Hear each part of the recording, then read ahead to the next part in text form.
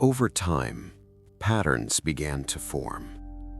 Not obvious ones, nothing anyone pointed out. Just small consistencies you noticed after watching long enough. Names were called, people stood up, they disappeared. But some names never moved. They stayed on the list, unchanged, untouched, day after day. At first, no one questioned it. We assumed their turn would come eventually, that patience was being rewarded somewhere beyond our sight. But the longer we waited, the clearer it became. Certain names never shifted upward, never got closer to the top. They remained fixed in place, as if time refused to acknowledge them, as if the room had made a decision. I started memorizing the list. Not intentionally, it just happened.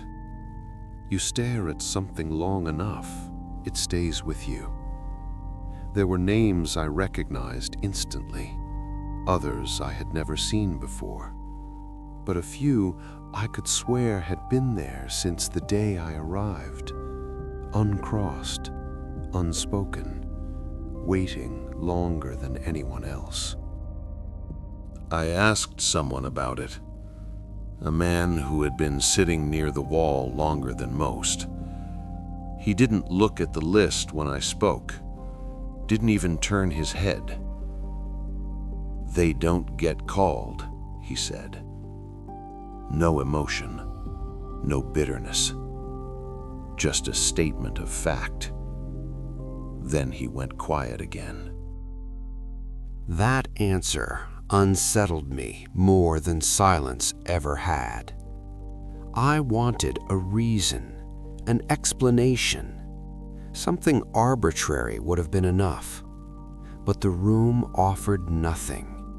The lights didn't flicker. The voice didn't respond. The list stayed exactly as it was, indifferent to our understanding. I began watching the people whose names never moved. They behaved differently, less alert, less hopeful.